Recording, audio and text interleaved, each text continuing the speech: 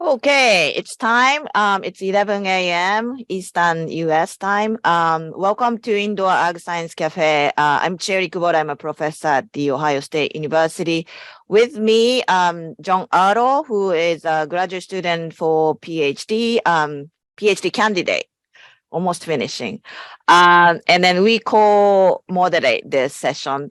This cafe is generally to support indoor vertical farms, professionals, and growers. And we have been doing a lot of basic lecture type of presentations, and then also research update. And then this is funded effort by USDA SCRI. The team members include Michigan State University, Ohio State University, Purdue University, University of Arizona. With that, I'm going to hand this to John. John is going to take over. All right. Well, welcome, everyone. Thank you for being here today. So there we go. All right. So I'm going to direct your attention to a few things. So today we're going to hear from Dr. AJ Both from Rutgers University about environmental sensors. December 6th is our next meeting. We're going to hear from Dr. Ahmad about potential of fault detection and diagnosis tools for autonomous CEA production.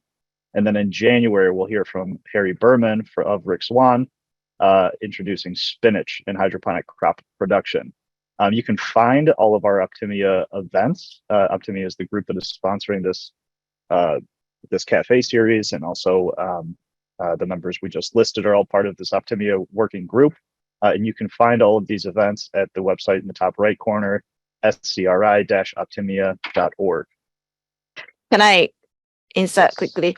So this semester, if I should call, we are more focusing on engineering basics and engineering contents. And then we are going back to more crop-based information next spring. And then if you have ever did spinach, you would appreciate the presentation coming up in January. So I'm so excited to have that. So anyway, just wanted to add. All right. All right. Something else we wanted to introduce to you, and we've advertised it here before a couple times, is OptimIA University. You can find it at optimiauniversity.org. Essentially what we've done is collaborated with a number of people to create a short digestible videos talking about everything in indoor farming, from the background of indoor farming to nutrient delivery, economics.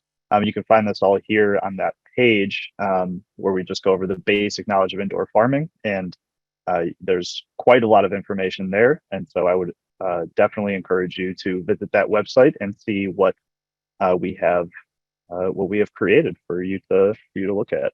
A lot of really, really great information is available there. All right, so today's agenda, we're going to hear from, like I said, Dr. AJ Both. We'll have the presentation. While we're having the presentation, you're welcome to put any questions you have in the chat. I will keep track of those and I will read them back at the end of this presentation.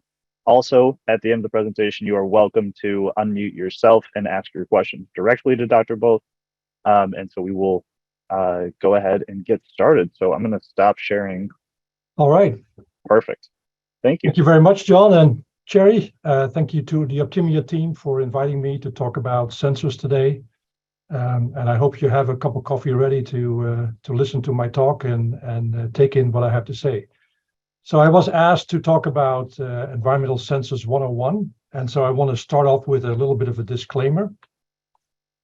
The mention of sensor manufacturers or distributors and their products does not constitute an endorsement by me or my employer. And the names and models of the instruments that I'm going to talk about are only shown for illustrative purposes. The 101 in the title, Environmental Sensors 101, implies that this is just an introduction. And if you know anything about sensors, you know we can probably talk about sensors for a long, long time, and not enough time today to go into great depth on some of these issues. And I want to emphasize that while I've worked with sensors quite a long time now, the sensors are really valuable tools that are not always getting their due, I think, when people consider growing in indoor or greenhouse environments. But I also recognize that they can sometimes be complicated and very frustrating, especially when they don't work. And they require constant care. And not only the sensors themselves, but also the data that you collect with that instrument. That data needs to be taken care of and processed and stored. And that also takes time and effort. So it's not just the sensor itself, it's also what you do with the data that you collect afterwards that can create issues. I wanted to start off with a quote from a famous person that you probably know by the name Kelvin, the person who the Kelvin temperature scale was named after. And he, some time ago, said already that if you measure something, you know something about it and you can do something with that knowledge. But if you don't measure, you don't know much about that particular system or that device that you're trying to track. And that is still true today, of course. We need to measure things in order to know what's going on. And then with that knowledge, we can decide whether we need to make changes or things are going just okay. He also said, if you cannot measure it, you cannot improve it. And I think that's still very true today. If we don't measure what's going on with the plants in their environment, then we can't make any changes to that environment in order to try to make the plant produce better or increase the yield or things like that, or make the system more efficient. And the last quote that I wanted to discuss is that he said that he was not a very big fan of the British systems of units. He said it was a wickedly brain-destroying system of bondage under which we suffer. And again, he said that some time ago, and I still wholeheartedly agree with him. Even after all those years, we still have that system. And being somebody who was raised and educated early on in Europe, who was always surrounded by the SI system of measurement, I can attest how challenging it is to switch over to this British system and find your grounding with numbers that initially do not make a lot of sense because you have no reference points. So I hope I didn't turn off most of the folks from the US in the audience who are, of course, well familiar with the British unit system. But if you work in the sciences, you realize that the SI system is just much superior and much easier to work with. A little bit about sensors in general. They have several important features that we have to think about and we have to consider. Obviously, we want the sensors to be accurate and precise. And the graph on the right-hand side of the picture is showing you what I mean with that. We want the measurements to be near the bullseye, and the bullseye represents the particular condition that we want to measure. And so if the measurements are in the bullseye, that means that we are actually measuring what is in the environment, what is the correct value that we're trying to decipher. And so we want high accuracy and high precision so that all the measurements that we collect are always in or very close to the bullseye. We want the sensors to be stable. We don't want the sensors to drift over time, meaning that if they were placed in the same conditions, some time distance apart from each other, they have to measure the same value. If they don't, then it's likely that the sensor is drifting. And of course, in that case, we have to make adjustments. We want these sensors to be easily calibratable, if that's a word. We want that to be an easy process, and we want that to happen on occasion. We don't want to have to go and calibrate a sensor every single time we use it, or every other day or something like that. That's going to be way too complicated and time consuming. We want sensors to be durable and have low cost. So that's pretty obvious. We want sensors to last because sensors are typically expensive. Not all of them, but some of them. And we rely heavily on the measurements that we collect with those sensors. So they need to be durable. And obviously, we want the cost to be as low as possible. That's not always feasible because sometimes the technology used to observe and measure certain quantities or certain characteristics, that gets to be an expensive process. We have additional challenges when we think about putting sensors in controlled environments. The operating conditions are challenging, typically high humidity. We may be spraying chemicals that could affect the sensors. And so we need to have robust sensors that can withstand those conditions. Typically, we want the response time to be fast, much faster than sensors we use in residential and commercial buildings that typically have a much slower change in conditions. In controlled environments, particularly in greenhouses where we have a large solar load coming in from time to time, we can see very rapid changes, and we need sensors that can respond to that quickly so we can make the right control decisions. We want accurate readings at high humidity levels. That has been in the past a problem. Not all humidity sensors were able to, or other sensors were able to accommodate accurate readings at high humidity levels. But if we grow crops under those conditions, we certainly need sensors that can handle that. We have issues with wetting the sensor, particularly when you think about manual spraying, irrigating plants. We don't want sensors to get wet typically. And if they do, they should not be affected in terms of making readings. And we want sensors to be shielded from solar radiation. This, of course, goes back to growing in greenhouses. And I'll get back into that a little bit later in more detail. We have sensors that we call analog sensors. So sensors typically with some kind of a dial or readout that you can easily decipher what the reading is. And so on the left-hand side, you see an example of a thermometer. That's an analog sensor that's hanging in a greenhouse. And on the right-hand side, you see a digital sensor that also has a readout in this case, but is mostly communicating with a control system, and the information is processed in the control system to then make control decisions. So analog sensors are typically cheap. They need no power, which could be an advantage when you think about not having power all the time or having your power source interrupted. They require somebody to go check, because if nobody checks the dial, then nobody knows what the reading is. And they also do not record data. So they have drawbacks, but they can be very handy, and the fact that they're cheap makes them very attractive. On the right-hand side, you see a digital sensor that is clearly more expensive. You need a box with a readout. The box, in this case, has a way to let air go by the sensors regularly, and the box also shields the sensor from solar radiation. And then, of course, you have all the wiring involved and a connection to the control system. They need power because they need to operate. In this case, they need to display a readout, so that needs power. And they communicate with the computer, as I mentioned, and they can log the data, which can be a great benefit, not only for us to go look back and see what happened at some point in the past, but also us to perhaps troubleshoot when the equipment is not working correctly and figure out exactly when stuff went off the rails, and maybe that will give us good information about what we need to look for when we try to make repairs. I wanted to go through the 5 key types of measurements we take and make: temperature, relative humidity, carbon dioxide, soil moisture, and solar radiation. And so I have slides on each of those. And the first one is the temperature. And so I divided the types of sensors that we use in 2 different categories. The first one is contact sensors.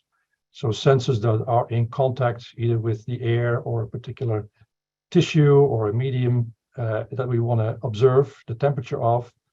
And we have different devices that we use for that: a regular thermometer that you're all familiar with, a thermocouple, a thermistor, or a resistance temperature detector or device. And then we have non-contact sensors, so sensors that can be placed some distance away from a surface of which we try to measure the temperature, and we call those infrared thermometers. And I'll go a little bit more in detail about those in a second. So what do we measure? When we talk about temperature, we measure the air temperature, we measure the root zone temperature, the water temperature, both our irrigation water as well as the heating water, the water in the heating pipes, if you have a hot water heating system. And then we sometimes measure equipment temperature, particularly to make sure that they're operating within the right temperature tolerances. And if we see a high temperature, it usually means there's a problem and we need to correct that, perhaps replace a bearing or something like that. Then we have measurements that we typically take from a distance, like leaf temperature, the glazing temperature, and the sky temperature. The first one, leaf temperature, could be measured with a regular thermometer, but it's a little bit more involved. You need to make sure you get good contact with the leaf. And of course, when you do that with a single leaf, you only measure the temperature of that single leaf. If we go to a non-contact type leaf temperature sensor, you can typically get a better average over your canopy, and therefore you get a better reading of what is happening to the plants that you're growing. The glazing temperature and the sky temperature are typically temperatures we want to measure if we are concerned about energy balances of the system. So how much heat is being lost through the glazing to the outside, and what is the impact of the sky temperature on the heat balance of the greenhouse operation. And then at the last the last bullet item I listed, the dew point temperature. We can measure the dew point temperature directly with specific dew point temperature sensors, but in most cases we don't need that in greenhouses because we are already measuring the air temperature and very likely the relative humidity of the air. And with those two values, we can then calculate using an equation the dew point temperature. So we don't need to typically measure the dew point temperature, although there are sensors available that can do that. So quick review of the very common types of temperature sensors that we use in our control environment production systems: thermocouples, thermistors, and resistance temperature detectors or devices. You see schematics of how each of these work. So a thermocouple is made out of two wires that are welded together at the tip. That's the sensing tip. And then these dissimilar metals generate a voltage difference based on the temperature that the tip is sensing. And then all we need to do is measure what we call the reference temperature. It could be an ice water bath, or it could be the terminal block to which the thermocouple is attached. We can measure the temperature of that terminal block carefully. And then we have a voltmeter, in fact, a microvoltmeter, because the voltage is very low that's generated. And then with the voltage reading and the reference temperature, we can calculate using an equation what the temperature of the sensing tip is. So pretty straightforward and a pretty inexpensive way to measure temperatures. And you can measure temperatures of almost anything you can imagine. Thermistors are another relatively inexpensive option to measure temperatures. And so it's basically a resistance that changes its resistance with the change in temperature. And they are manufactured for different temperature ranges, and they are interesting and useful for certain applications in controlled environments. If you want to be more precise, but now you're also paying more money for your temperature sensor, you need to use an RTD, or resistance temperature detector, and you see a schematic of what that looks like. Now we use a pure metal thin wire that also changes its resistance based on the temperature it's exposed to. And so we can measure that change in resistance carefully, and we get a pretty accurate reading of the temperature within a very narrow range. And so if you need to make accurate readings, then the RTD is typically the way to go. So that's an instrument we often use in the sciences when we want to carefully and accurately measure what the real temperature was of the system we're trying to investigate. I mentioned that the other types of temperature sensors are non-contact sensors, and here you see an example of an infrared temperature sensor. And the important aspects of that particular measurement system are listed on the left-hand side. You're measuring the amount of infrared radiation that is emitted by the surface that you're trying to evaluate. Any surface that is above absolute zero, which is 0 Kelvin, will emit infrared radiation. And that infrared radiation can be picked up by this sensor and can be converted then in a temperature, a surface temperature. But as you can see in this image, you're measuring some distance away. That means that you're measuring some field of view that you are exposing that sensor to. And so things like how far is that sensor away from the target and what angle does the sensor have from the target will determine what that field of view is. And then the other important aspect that you have to remember is what is in that target or that field of view. Depending on how you set up your sensor, you could measure partially the plant canopy, but also partially the walkway that the sensor is also observing. So you want to make sure that you put that sensor in such a way that you measure only the canopy area so that the field of view is only exposing the canopy and not other areas that it could also then measure. And the main point that I want you to remember about this type of temperature sensor is that when you use this to measure the canopy temperature, then under normal conditions, the canopy temperature will be lower than the air temperature. And that is, of course, because the plant is transpiring, is moving water through its tissue and then evaporating that water through the stomates to the outside. And the process of evaporation or transpiration is causing the temperature of the canopy to drop. So when you use this device under most conditions, when the plant is performing well, you will find that the canopy temperature is lower than the air temperature. And I'll get back to that in a second when we talk about relative humidity measurements and it's perhaps its successor or its counterpart that we also want to use.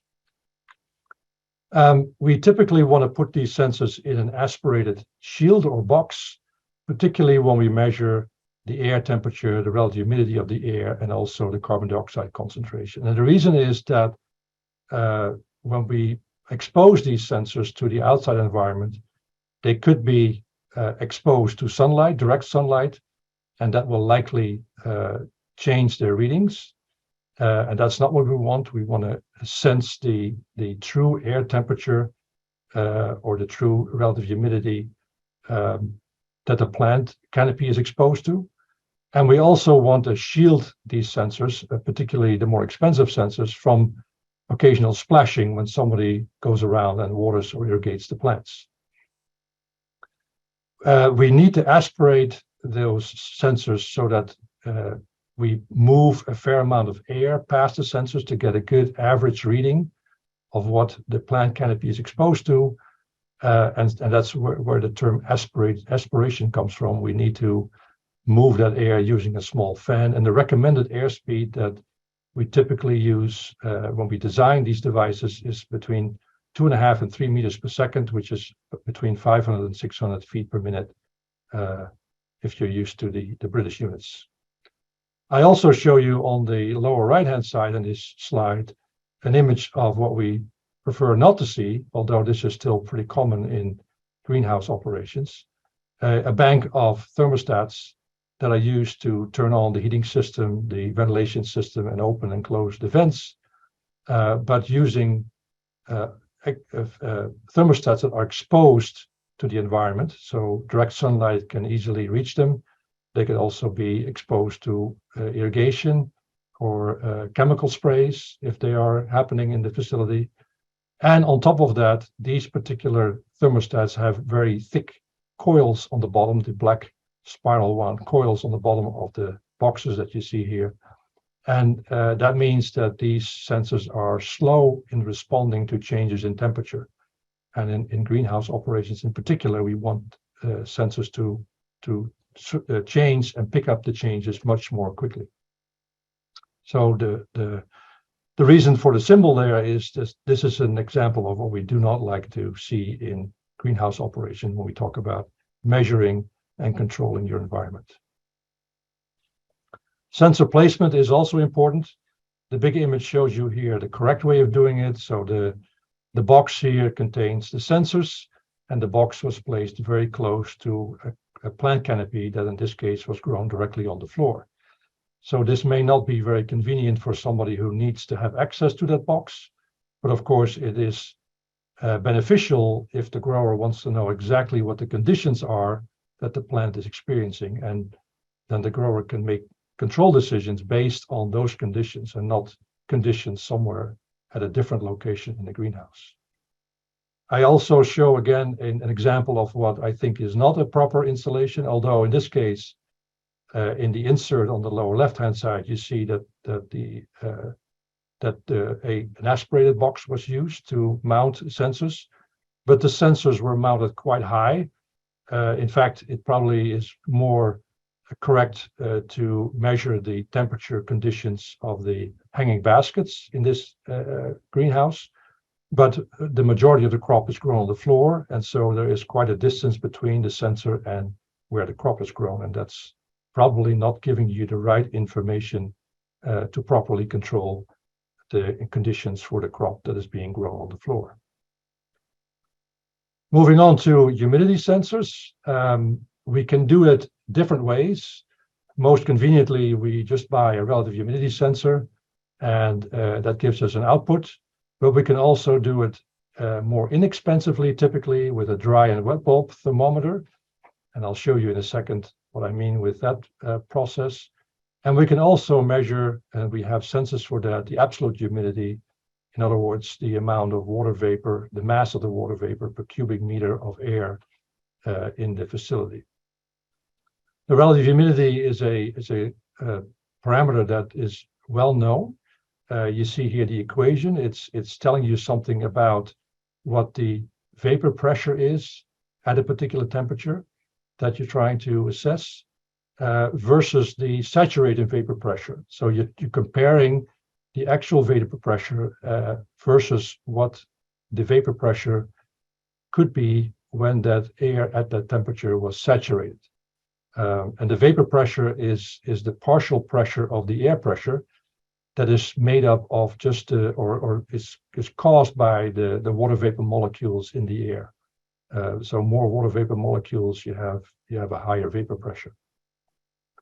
And as I say on the lower left-hand side, most relative humidity sensors that we typically buy today and use today are capacitance, inductance, or resistance type of sensors that are working on the premise that water molecules can adhere or penetrate a particular surface, and then we can measure the change in electrical conditions of that material and determine what the relative humidity is. But the relative humidity by itself is not really telling us enough information about what the plant is experiencing in terms of its capacity to move water. And that, of course, is important because as the plant is moving water, it's also moving nutrients from the roots to the growing areas, the leaves.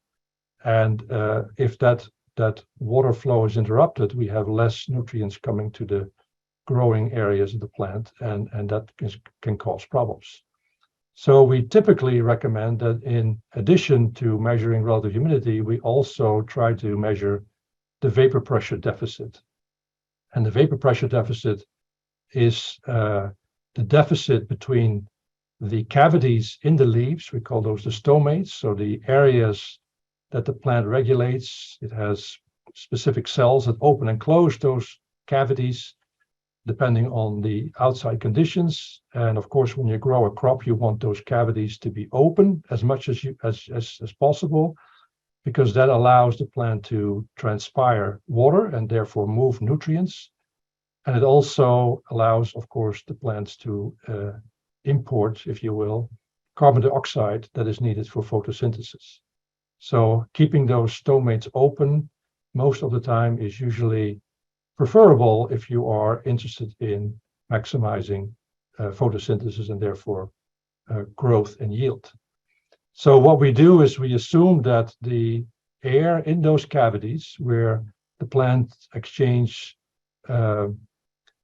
water vapor and oxygen and import carbon dioxide, the air in those cavities is saturated. And that's a very reasonable assumption because those cavities are surrounded by cells that move water all the time. So it's very likely that those cavities have 100% relative humidity, are saturated.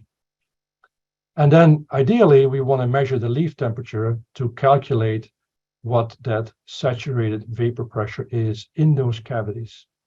Now that is a little bit more complicated. As I showed you earlier, you need to have a non-contact sensor to get an accurate measurement of your canopy temperature. And so that doesn't always happen. And then a fallback position is that people use the air temperature, assuming that the leaf temperature is the same as the air temperature. But as I already indicated, under most conditions, that is not exactly true.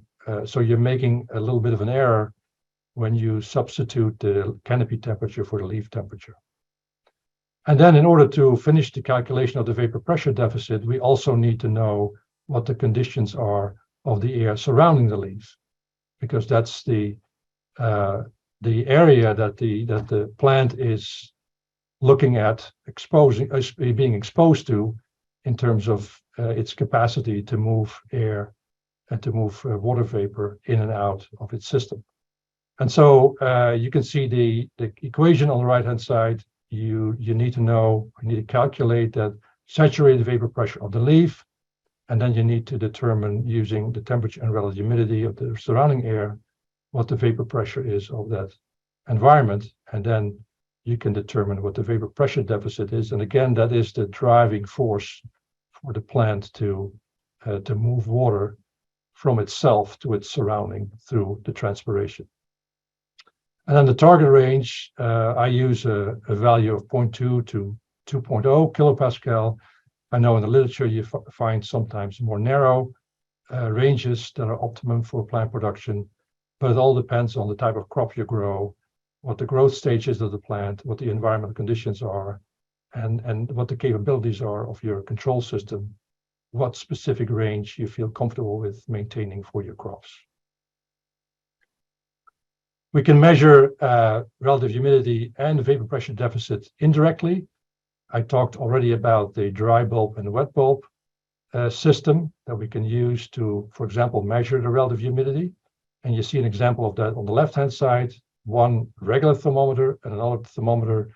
We place a wick around the sensing tip, and we hang that wick in water, typically distilled water, to try to prevent any precipitates from forming on the wick. And then we can measure those two temperatures. So we blow air by the wet bulb in particular, and depending on the moisture content of that air that we blow by the wet bulb thermometer, we can either evaporate more or less water into that air. And of course that will, because evaporation is taking energy, that will reduce the temperature measurement of the dry bulb thermometer. And then if we have those two, if we stabilize the conditions, then we can then use the wet bulb and dry bulb measurement to use a psychrometric chart or a calculation tool that you can find online to determine what your relative humidity is. For the vapor pressure deficit, as I said, we could use the idea that the leaf temperature is the same as the air temperature, but we typically make a small error when we do that. So I just show you on the right-hand side a infrared thermometer, a handheld infrared thermometer, and a sling psychrometer, a manual device, an analog device that we use to measure the dry bulb and the wet bulb temperature. So you see two thermometers. The top one has a wick around its sensing tip, and then a little reservoir on the very left-hand side that you can fill with distilled water. And then once that is set up, you sling that around for a minute or two, and you get these two temperatures displayed, and you can use that then to determine what the conditions are of that air, the relative humidity, for example, or a variety of other characteristics that you want to know. So with the infrared thermometer and a sling psychrometer, you can manually determine what, for example, the vapor pressure deficit is of your system, and then you can decide whether you need to make changes to improve that, to increase plant production, for example. On the right-hand side, lower right-hand side, you see an image of a vapor pressure deficit sensor, but I don't think this particular sensor has a reservoir to maintain the wet bulb temperature correctly, nor do I see an infrared thermometer in this device to sense what the canopy temperature is. So I don't think this is really the type of device that you want to use. You need to have something a little bit more sophisticated, as I pointed out, that can carefully measure the vapor pressure deficit. And then closing out the session on temperature and relative humidity, we have a variety of combination sensors that we use both for commercial applications as well as for research that do these two measurements at the same time. And that can be a very efficient way of recording the conditions that you're looking for to control. A little bit about radiation sensors.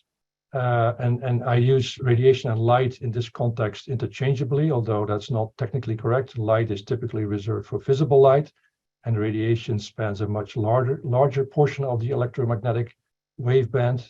But for all practical purposes, it's no big deal to use these terms interchangeably. I included the foot candle and lux meters here, but crossed them out just to indicate that although I know in some commercial environments these are still used for measuring light conditions, they are no longer really useful because they measure a different portion of the spectrum than the plant is using for its performance. So our recommendation is to not use these sensors any longer. We can measure the UV radiation, ultraviolet radiation. We have quantum sensors that measure the photosynthetically active radiation, or PAR. And more recently, several researchers have been promoting the idea of extending the PAR waveband, and we call it the expanded PAR waveband that adds a certain additional set of wavelengths to the definition of PAR. And that is supposedly a better way of assessing the light conditions for photosynthesis. And so that's a development that we are following. And as you'll see in the next slide, we do have sensors now that can measure that EPAR.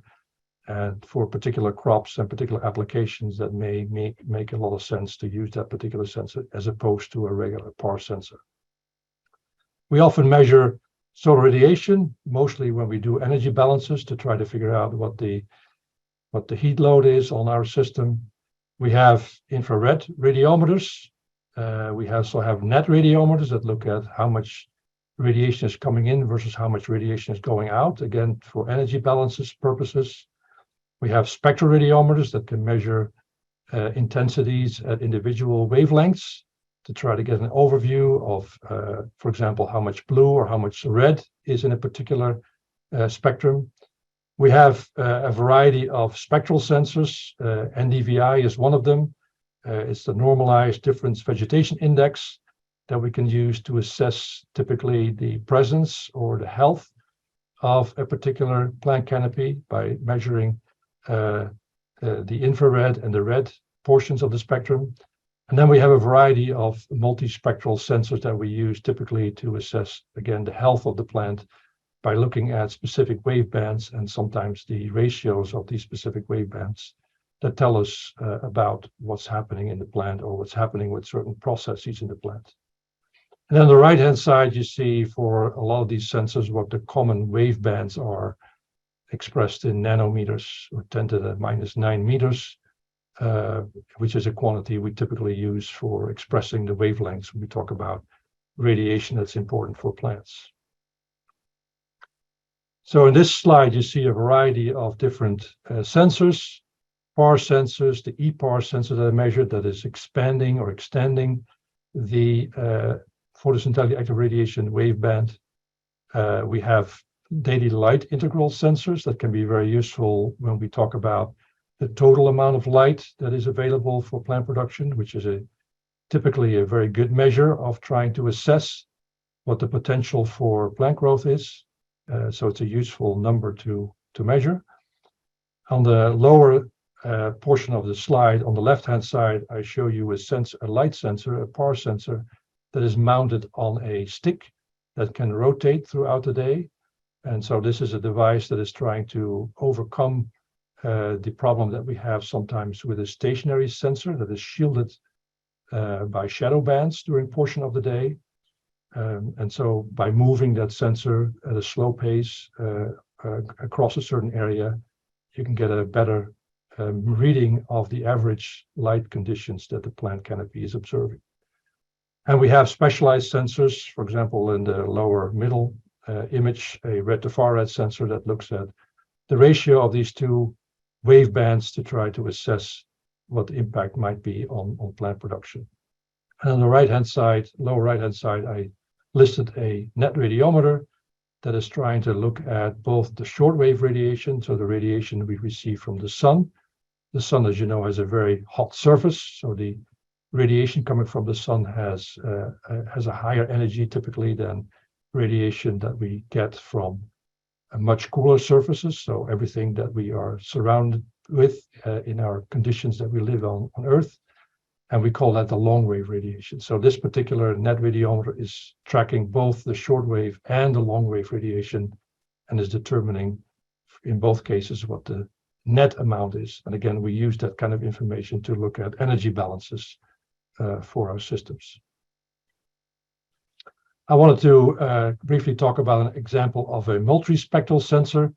This is a very high-end type of sensor, and I'm not suggesting that we all go out and buy this, but it's just for your information about where things are headed and what people are using to try to assess what is going on with our plants, both in the outside environment as well as inside.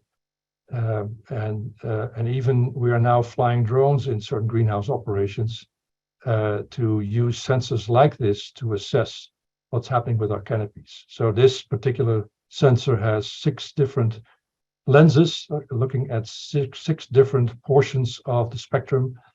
And then with that information, we can calculate certain ratios and quantities, of course, and that will give us more information, more insight about the health and the processes that are occurring in the plant.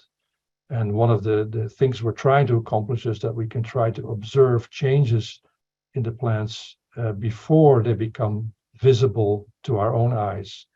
And if we know things before we can observe them, we can more quickly respond to changes in the environment and hopefully make better decisions about how to improve and optimize that environment.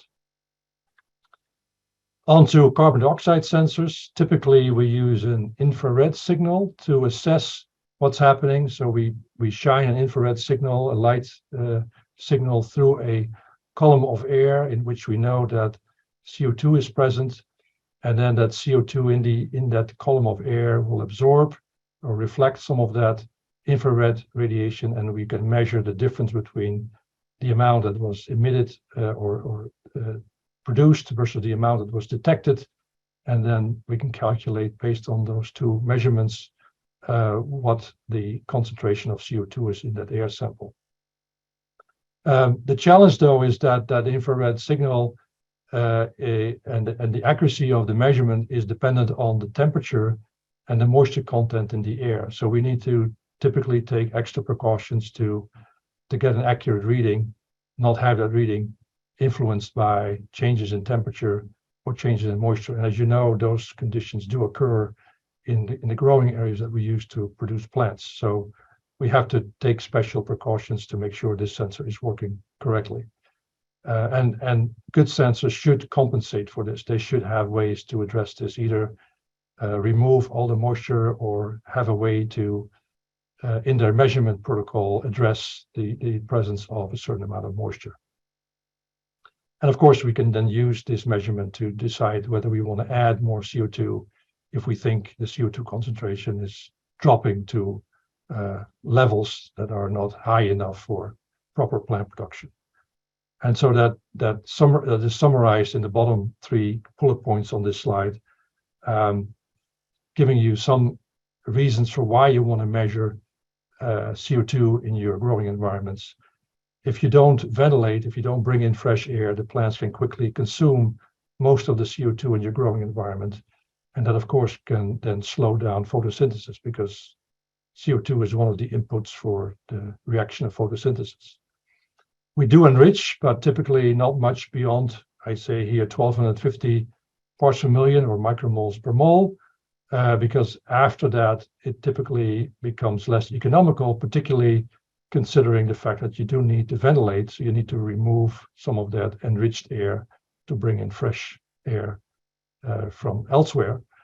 And so then at that point, it becomes not economical to add more CO2. You're just venting it to the outside and you're losing all that effort and that investment that you've made to bring in CO2. And then the last point is they're at very high concentrations that we typically do not encounter, but could be encountered when there is a malfunction of your CO2 enrichment system. Those high concentrations can eventually get harmful to people. Initially, you probably are going to experience headache kind of symptoms, but if it gets to be really, really high, eventually people could die as a result of very high CO2 concentration. So it's something to be careful about and have some safety protocols in place to not have that happen. Root zone moisture is also an important aspect that we need to measure. We need to know how well the roots can access moisture and how much moisture is available. So here you see on the left-hand side an analog tensiometer. So we have a reservoir filled with water. At the bottom, we have a ceramic porous cup. The ceramic porous cup is put in media or soil. And then because of the close contact between the cup and the soil or the media, we can measure the tension that a plant would have to exert, or the force the plant would have to overcome to extract moisture from the media or the soil. And you can see a pressure gauge on the device that indicates that the tension or that suction. And that means that if you have a high suction, it gets more difficult for the plant to extract water from its environment, and therefore you probably want to start irrigating.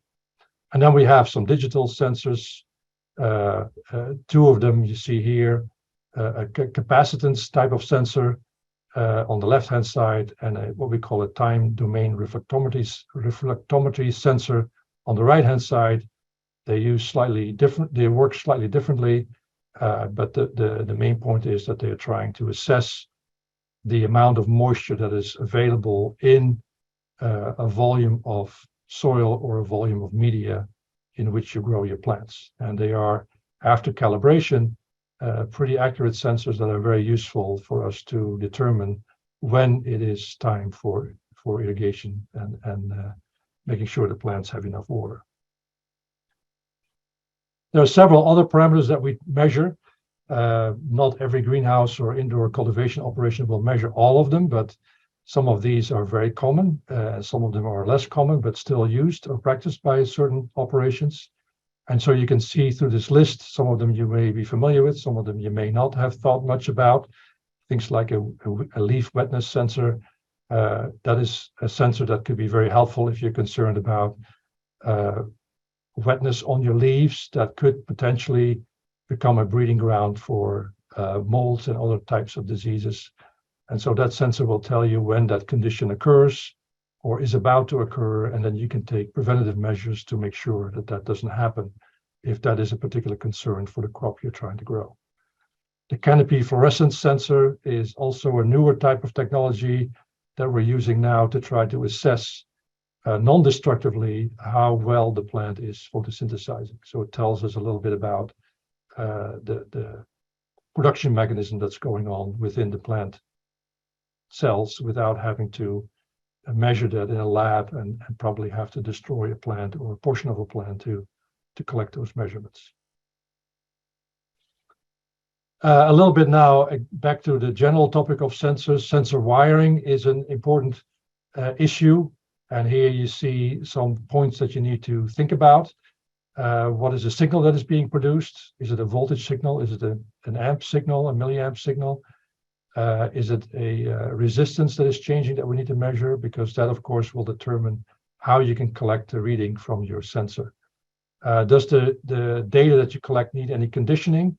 Perhaps we need to boost up a very low voltage reading into a higher voltage reading so it becomes easier for us to measure it.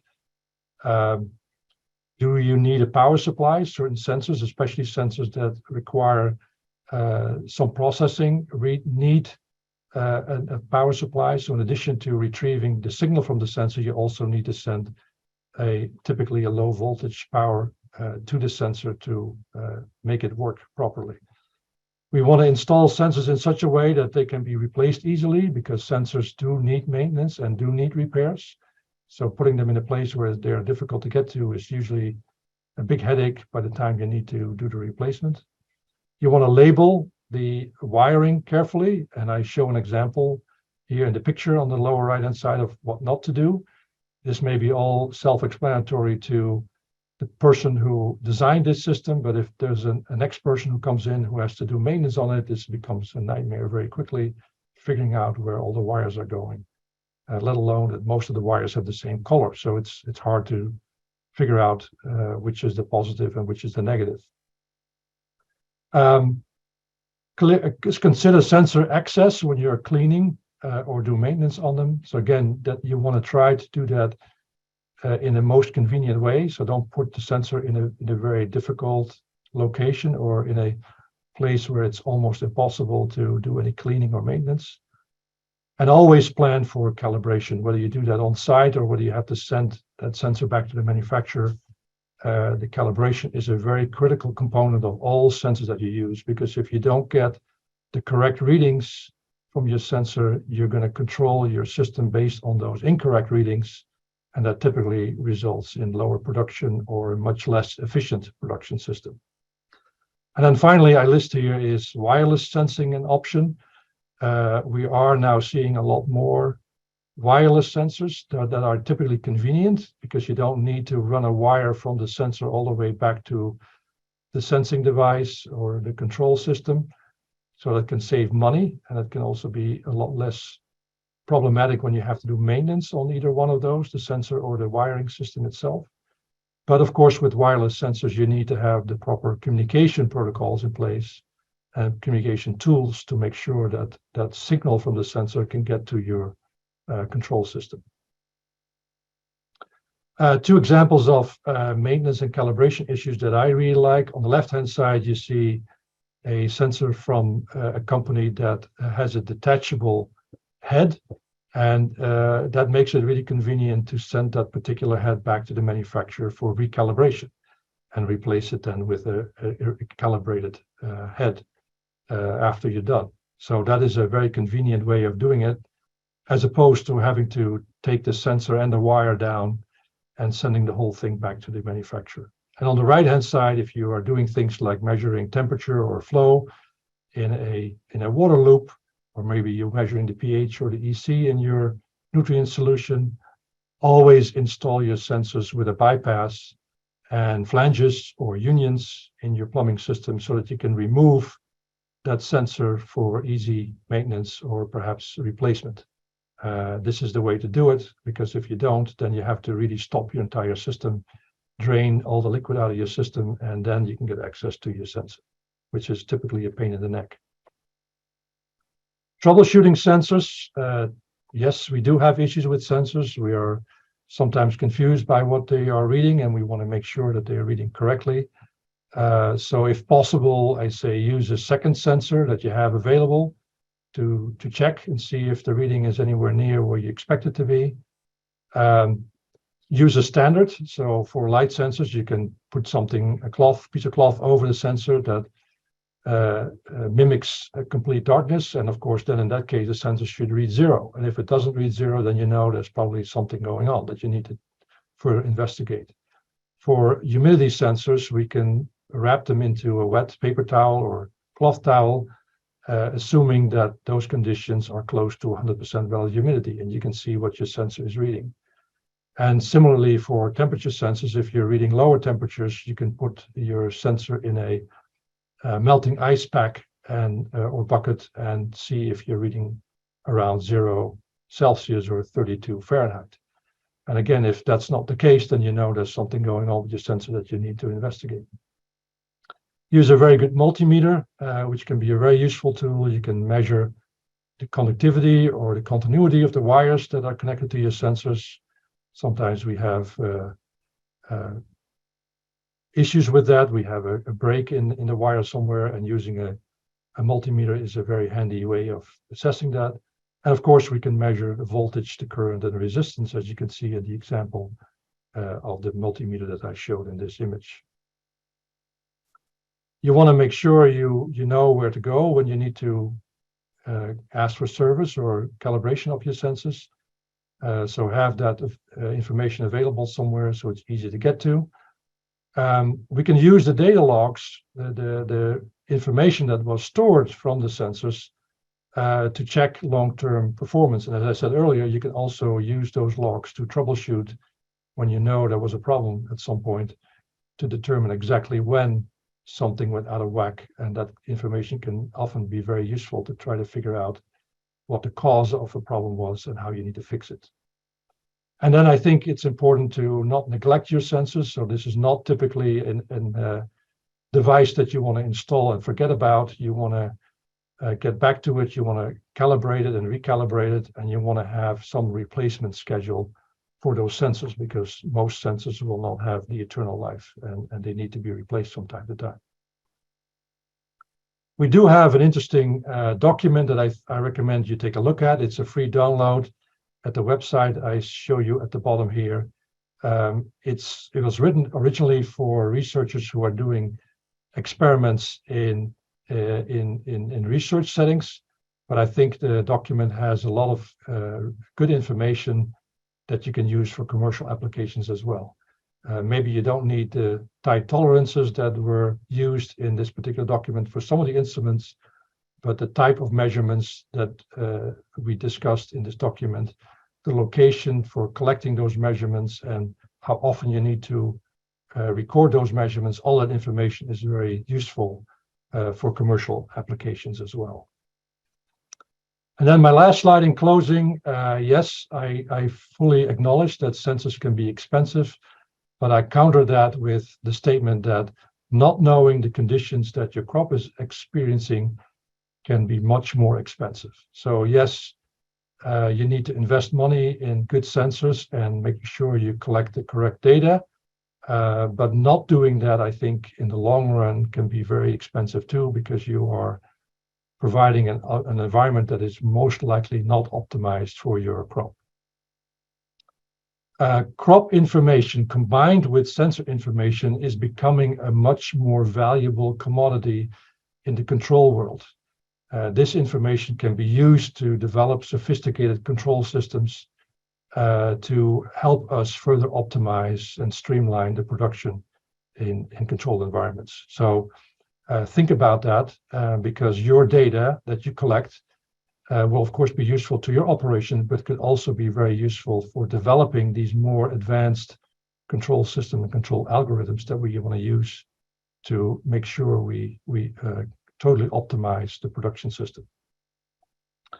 The more we know about the crop status by using all this data, the better we can optimize it and the more efficient we can run our facilities. So that is really the take-home message. Don't skimp on data recording, even though I said it can be expensive and it can be a pain in the neck. I think in the long run, you will thank yourself for doing this, because you learn a lot and you may be able to optimize your system to the point where it's running much more efficient.